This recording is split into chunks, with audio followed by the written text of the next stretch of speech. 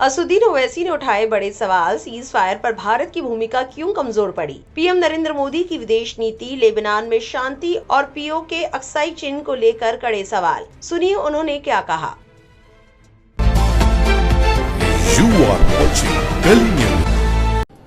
देखिए, बड़ा delicate cease fire हुआ है और हमारा मानना यह है कि हालिया सालों में एक तो रशिया यूक्रेन का क्राइसिस हुआ, फिर इज़राइल ने 7 अक्टूबर के बाद जेनोसाइड गाज़ा में किया, तीसरा ये इज़राइल और यूएस ने मिलकर ईरान पर हमला किया। इन तीनों को आप देखेंगे तो भारत एक ग्लोबल साउथ की एक बहुत बड़ी आवाज़ है और भारत हमेशा सबसे ताल्लुकात अच्छे रखकर भी जहाँ पर अमन की बात आती थी वो एक तारीखी रोल हमने अदा करते आए हैं। मगर मैं फिर से इस बात को दोहरा रहा हूँ कि प्रधानमंत्री का इज़राइल का दौरा, उसका टाइमिंग बहुत गलत था।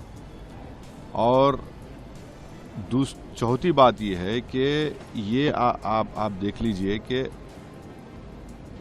इनको रिव्यू करना पड़ेगा। हम तो हमेशा इम्पार्शल रहे और हम में इतनी एबिलिटी थी कि हम दो ममालिक अगर जंग कर रहे तो उनको बिठाकर हम बात कराते थे बग़ैर किसी का साइड लिए। तो ये हमको लगता है कि नरेंद्र मोदी की सरकार को ये स्टॉक टेकिंग करना पड़ेगा, रिव्यू करना पड़ेगा कि आखिर क्या वजह है कि एक पड़ोसी मुल्क जहाँ से हमेशा हमको तंग किया जाता है, टेररिस्ट को भिजाकर डिस्टेबलाइज करने के लिए, तो ये बहुत ज़रूरी है कि ये देखें भाई ये ईरान तो हमसे बड़ा करीब रहा है, ज़्यादा तो हमको तकलीफ़ हो रही है। स्ट्रेट ऑफ हॉर्मुज़ है, वहाँ से नहीं आ रहे हैं, गैस नहीं आ रहा हमारे पास। तो सीज फायर हुआ है तो उम्मीद करते हैं कि जो एनर्जी क्राइसिस आज देश में है वो उसमें कमी आएगी। मगर एक स्टॉक टेकिंग और रिव्यू करने की ज़रूरत है मोदी सरकार को कि आखिर भारत वो रोल क्यों अदा नहीं कर सका जो तारीख़ी तौर पर हम अदा करते आए हैं। और प्रधानमंत्री क्यों गए इज़राइल को, और जबकि नेतन्याहू को भारत आना था, वहाँ पर प्रधानमंत्री जाकर जो मैसेज गया है कि हम उनके साथ खड़े हैं। फिर बाद में हमला हुआ, उसके 5 दिन के बाद हम लोग कंडोलेंस दिए। तो ये सब चीज़ों का उम्मीद कर दे कि ये सरकार इसका रिव्यू करेगी, स्टॉक टेकिंग करेगी। आखिर ये क्यों हो रहा है? देखिए, अगर आप देश को बोलेंगे कि 3 घंटे की पिक्चर देख के खुश हो जाओ तो फिर ये तो फॉरेन पॉलिसी नहीं है। जो बीजेपी एक पिक्चर को प्रमोट कर रही है फॉरेन पॉलिसी के तौर पर, ये फॉरेन पॉलिसी होगी आपकी? ये आपकी इंटरनल सिक्योरिटी और एक्सटर्नल थ्रेट को रोकने की पॉलिसी? पिक्चर देखो और खुश हो जाओ। तो ये नहीं उसकी बात कर रहे हैं या बीजेपी? नहीं, अब अक्लमंद को इशारा काफ़ी है। मैं ये कह रहा हूँ कि ये रोल भारत को अदा करना चाहिए था और अब वक्त आ चुका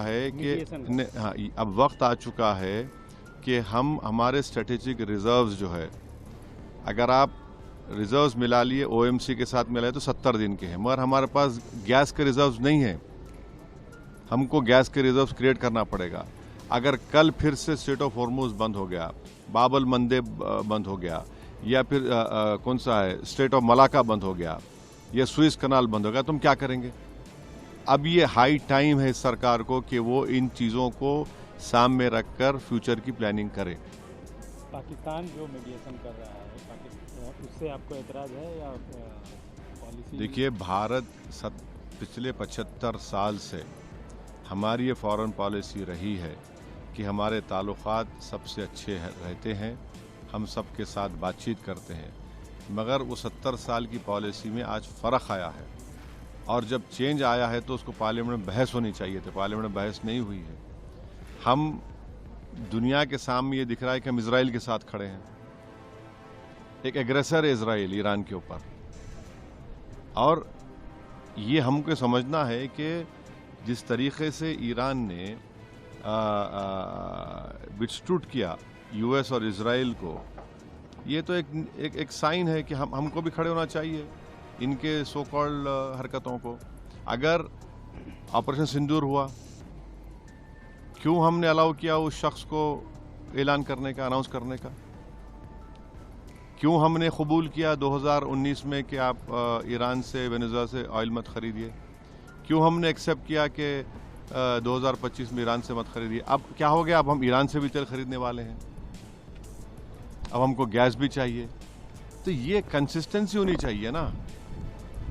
सर आप बातों नहीं देखिए, नहीं सुनिए, फॉरेन पॉलिसी, इंटरनल सिक्योरिटी 3 घंटे का मजाक नहीं होता है, समझे ना आप।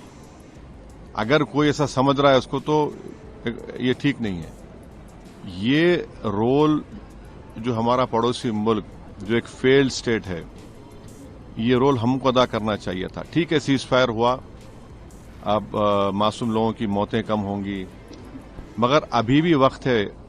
हम बीजेपी सरकार से कहेंगे कि लेबनान में जंगबंदी कराइए, आप खुलकर बोलिए, लेबनान में जो इजराइल कर रहा है गलत है। वो आप 20% टेरिटरी पे कब्जा कर लिया लेबनान की। वो अगर हम खामोश बैठेंगे तो फिर अक्साई चीन और पीओके कैसे वापस लेंगे हम? ये सोचने की जरूरत है।